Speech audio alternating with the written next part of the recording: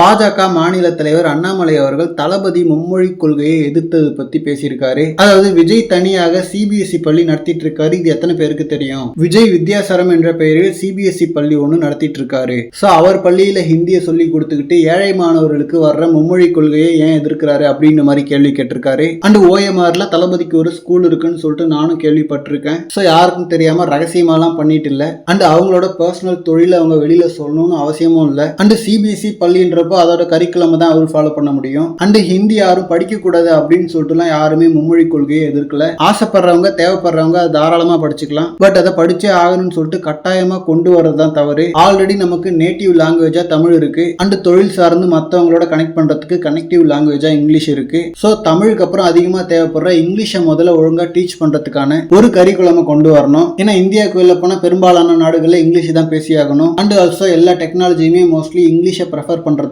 அதை அரசு பள்ளி குழந்தைகள் பிராக்டிஸ் பண்ற மாதிரியான வழிமுறைகளை கொண்டு வராம ஹிந்தியை ஏன் சம்பந்தமே இல்லாம ஃபோர்ஸ் பண்றீங்க அப்படின்றதான் எல்லாரோட கேள்வி. பல வருஷங்களா எப்படிலாம் முடியுமோ அப்படிலாம் ஹிந்தியை திணிச்சு பார்த்தாங்க. சோ இப்போ அதான் நவீனமா திணிக்கிறாங்க, அவ்வளவுதான். So native language plus connecting language இந்த ரெண்டு லாங்குவேஜ் எல்லா மாநிலங்களையும் கரெக்டா நடைமுறைப்படுத்தினாலே பிரச்சனை முடிஞ்சுது. ஏன்னா நம்ம மாநிலத்துல தமிழையும் மற்ற மாநிலங்களுக்கு போகும்போது இங்கிலீஷையும் பேசிக்கலாம். சோ அதை விட்டுட்டு ஹிந்தியை பெரிய லாங்குவேஜா கொண்டு வரதுக்கு முயற்சி பண்ணிட்டு இருக்காங்க. அண்ட் அண்ணாமலை அவர்களுக்கு தளபதி சைட்ல இருந்து பிரஸ் நோட்டாகவோ இல்ல ஏதாவது மேடையிலயோ ரிப்ளை வருதான்னு சொல்லிட்டு வெயிட் பண்ணி பார்க்கலாம். அண்ட் இந்த மாதிரி தளபதி பத்தின ஹாட்டான அப்டேட்ஸ்க்கு நம்ம விஜய் ஃபோர்ட் சேனலை சப்ஸ்கிரைப் பண்ணுங்க. தேங்க்யூ.